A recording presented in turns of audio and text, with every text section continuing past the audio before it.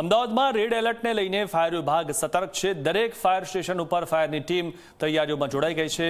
Fire જવાનોને alert રહેવા અધિકારીઓની સૂચના છે। બિનજરૂરી ઘરની બહાર ન નીકળવા પણ લોકોને અપીલ કરવામાં આવી છે। ત્યારે આજે અને આવતીકાલે જે રીતે એલર્ટ આપવામાં આવ્યું છે ત્યારે ફાયર વિભાગ સતર્ક છે અને લોકોને પણ ખાસ અપીલ કરવામાં આવી છે કે કારણ વગર ઘરની બહાર ન નીકળે।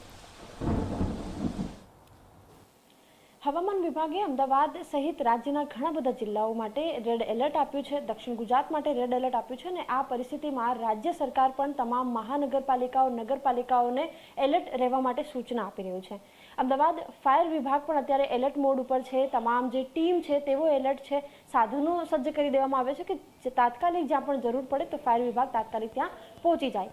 આપણી સાથે આ તૈયારીઓ ઉપર વાતચીત કરવા માટે ડિવિઝનલ ફાયર ઓફિસર ઉપસ્થિત છે પંકજ રાવલ। એમની સાથે વાતચીત કરીશું। એમને પૂછીશું સર કયા પ્રકારની અત્યારે તૈયારીઓ ચાલી રહી છે અને શું કહેશો?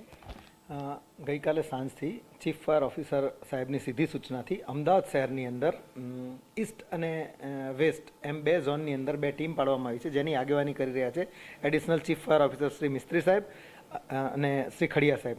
એમની અંડરમાં ડેપ્યુટી અને ડિવિઝનલ ઓફિસર અને નીચેની ટીમ છે।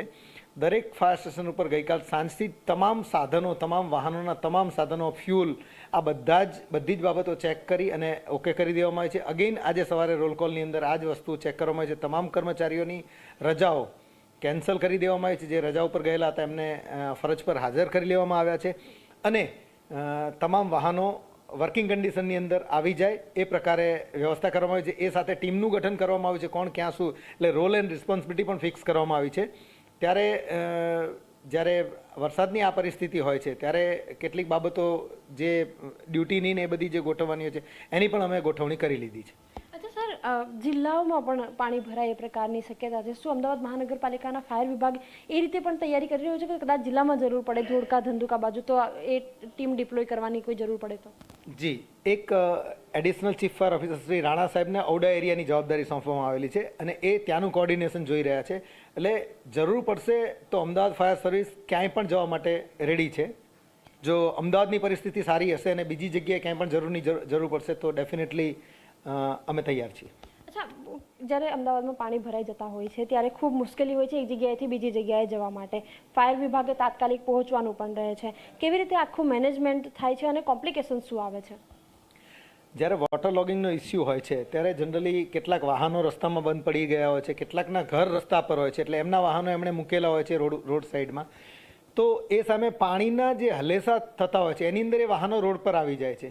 તો આવા સમયે ફાયર સર્વિસને ઇમરજન્સીની અંદર જ્યારે પણ જવાની જરૂર પડે ત્યારે આવા માર્ગો ઉપર આવા વાહનો પડેલા છે અડચણરૂપ બનતા હોય છે। પછી કેટલાક લોકો જાણી જોઈને એ વરસાદની મજા લેવા માટે ચાર રસ્તા હોય કે પાણી ભરાયેલું હોય એની અંદર સમય પસાર કરતા હોય છે। તો આવા સમયે અન્ય નાગરિકો પણ જે વાહન લઈને પસાર થતા હોય એ એની એક સ્પીડમાં જતા હોય ત્યારે વચ્ચે આવેલો માણસ છે જે બિનજરૂરી રીતે રોડ પર ફરી રહ્યો છે તો એ માણસને બચાવવા માટે થઈને એ બ્રેક કરશે ત્યારે એનું વાહન અગેન બંધ થાય છે। તો આવા સમયે હું અમદાવાદ શહેરના નાગરિકોને વિનંતી કરીશ કે બિનજરૂરી આ પ્રકારે ચાર રસ્તા પર ઊભા ન રહે।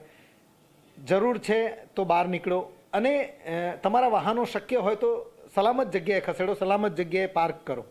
અચ્છા, જ્યારે વરસાદની સિઝન હોય ત્યારે આપણે જોઈએ છીએ કે ખાસ અમદાવાદ કારણ કે પોળ વિસ્તાર પણ છે, જૂના મકાનો પણ જ્યાં ધરાશાય થઈ જવાની ઘટનાઓ બનતી હોય છે, એને લઈને પણ કોઈ ખાસ તૈયારીઓ અને એ સમયે કામગીરી કરો તો કયા પ્રકારની સમસ્યાઓ નડતી હોય છે? જૂના મકાનોમાં જ્યાં મ્યુનિસિપલ કોર્પોરેશન દ્વારા નોટિસ આપવામાં આવી છે ત્યાં તો સલામત સ્થળે એમને ખસી જ જવું જોઈએ। એ સિવાય કેટલાક મકાનો હોય છે જ્યાં બાજુમાં નવું એક્સકેવેશન થઈ રહ્યું હોય અથવા તો નવું બિલ્ડિંગ બની રહ્યું છે અને એના કારણે એ મકાન જો જોખમોમાં આવે છે તેવા સમયે જ્યારે ફાયર સર્વિસ આવી જગ્યા ઉપર પહોંચે છે ત્યારે એ નજીકમાં રહેતા લોકોને રિક્વેસ્ટફુલી કહેવામાં આવે છે કે આપની જગ્યા જ્યાં સુધી સલામતી સિક્યોર ન થાય ત્યાં સુધી આપ સલામત જગ્યાએ ખસી જાઓ। પણ આવા સમયે એ લોકો નીકળવા તૈયાર નથી હોતા તો હું આપના માધ્યમથી એ પણ એમને વિનંતી કરીશ કે માત્ર એ સમય પૂરતી બાબત છે કે આપને જે રિક્વેસ્ટ કરવામાં આવે છે એને ફોલો કરી અને તમે સલામતી તમારી સુનિશ્ચિત કરો। અમે તમારી સાથે હંમેશા ઊભેલા છીએ, અમને સહકાર આપો।